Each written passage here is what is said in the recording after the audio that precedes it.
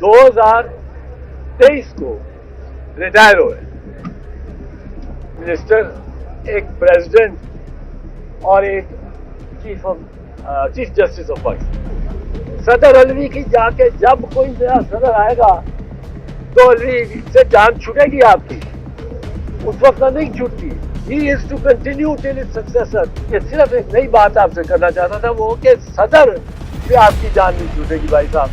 सदर उस वक्त तक चलेगा जब तक नया सदर इलेक्ट होके और उसकी जगह नहीं आएगा।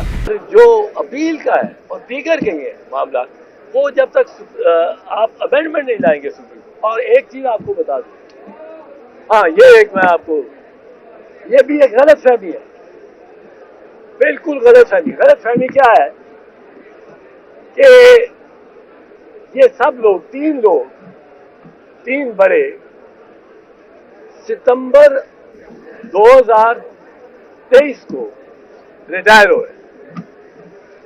तीन बड़े, एक उस वक्त प्राइम मिनिस्टर, एक प्रेसिडेंट और एक चीफ जस्टिस ऑफ पाकिस्तान।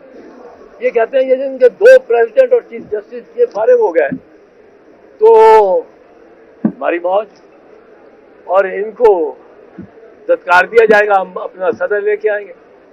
वही एक चीज याद रखो, सदर नहीं आ सकता जब तक इलेक्टोरल कॉलेज ना कंप्लीट हो, नया सदर नहीं आ सकता। वही सदर चलेगा। उसके बारे में क्या लिखा है? The president shall serve for a term of 5 years and may continue until his successor takes office। अब सक्सेसर उसने तो वोट डालना है पंजाब की असेंबली में भी, खैबर पख्तूनख्वा की असेंबली में। सदर आप अपना वफाकी सदर इलेक्ट कर सकते हैं 2 असेंबलियों को निकाल के, उनके इलेक्शन ना हुए हों, ये मुमकिन ही नहीं है।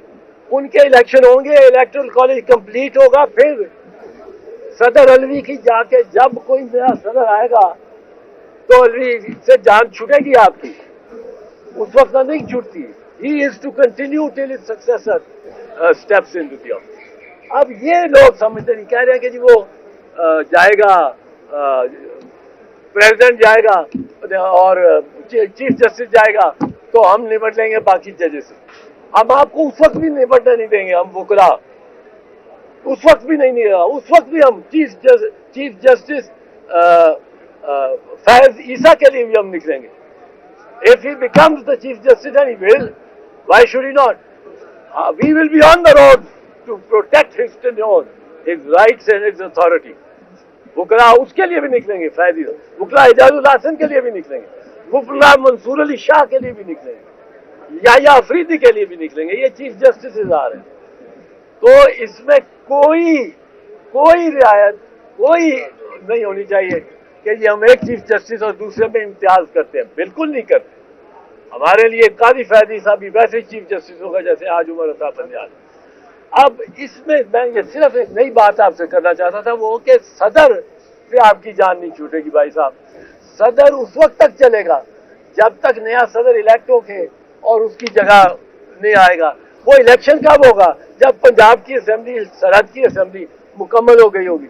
जब वो मुकम्मल हो गई होंगी तो उस वक्त सारे वफाक का वोट होगा प्रेसिडेंट के लिए। ये पंजाब को और खैबर को या कोई 2 सूबों को छोड़ के आप इलेक्टोरल कॉलेज मुकम्मल नहीं कर सकते। और ये कब होगा? जब इलेक्शन होंगे। इलेक्शन किसके होंगे? पंजाब के और खैबर पख्तूनख्वा के। तो जो भी है इनको ये होश के कान लेने चाहिए कि इलेक्शन होने ही है। और इलेक्शन, मैं आपको यही बता दूं, इलेक्शन उस दिन होंगे जिस दिन सुप्रीम कोर्ट जो डिटरमिन करेगी। किसी की मजाल नहीं होगी उससे देरी करने की। ये 14 दिसंबर इन्होंने गुजार ली है। एक इसको ह्यूमनली इम्पॉसिबल बना दी, ह्यूमनली इम्पॉसिबल कि 14 दिनों में आप सारी लिस्टें भी पहुंचाएं, पोलिंग स्टेशन भी सामान पहुंचाएं, सारा कुछ।